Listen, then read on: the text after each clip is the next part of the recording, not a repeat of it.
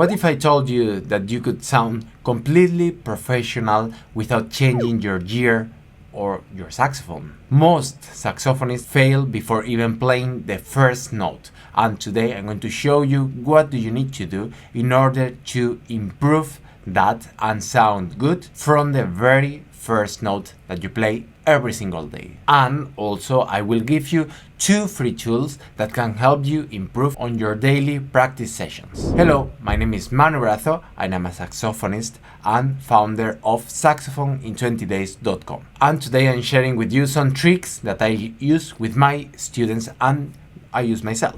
First, a checklist that you can use in every practice session to sound like a pro. And second, a free guide with 3 tips to improve your sound. You can download them for free in the link in the description. A great sound starts before the first note. And this is something that sometimes we forget. And I try to help my students to focus on the music we need to play before we actually play it. That's so important that it can completely change our approach to the music we play, our approach to our own sound without playing a single note. But these are 3 mistakes that we usually see on saxophonists and saxophone students that we can solve quickly. First, the mouthpiece is not in the right place. What happens if it is not in the right place? That means that we will be out of tune. It doesn't mean that we need to tune perfectly, but we need to actually try to be as in tune as possible.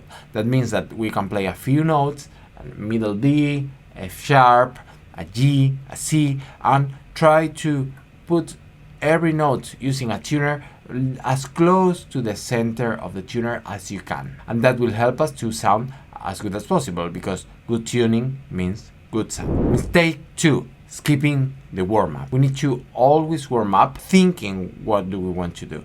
First, we need to say the notes that we are going to play in our head. For example, if I'm playing the scale of F major, F, G, A, B, C, I need to say and sing the notes inside. And what I'm going to do with this is I'm going to prepare my brain to coordinate everything that's happening around the saxophone and around the music we are playing. And once we get everything together, everything working at the same time, we can start playing long notes, scales, long tones with crescendos and decrescendos, and all those things that you use to warm up. Mistake 3, and I've talked about it before, no focus on the practice session. We need to be saying all the notes all the time. We need to be focused and really concentrated on everything that's happening in order to control what we are playing and what we are reading.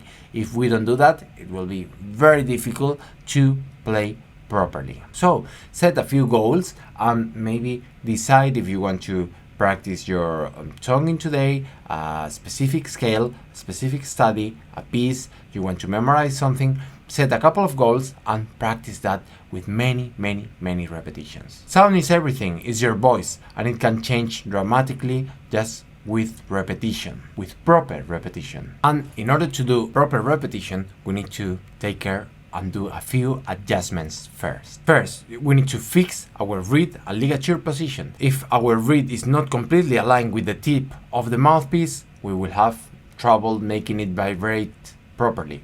So we need to align the tip of the mouthpiece and the tip of the reed, and if the reed is a little bit soft, we can higher and up the reed, and if it is a little bit too strong, we can do the opposite.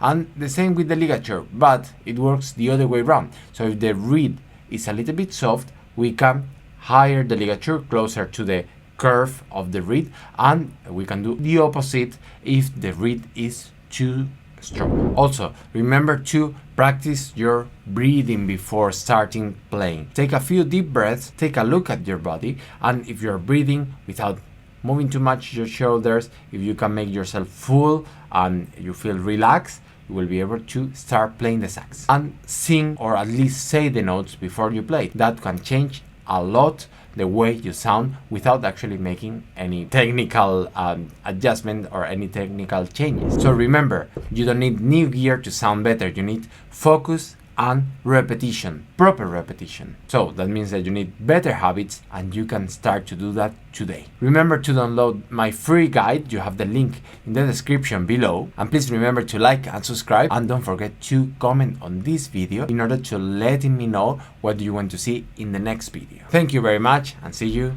very soon.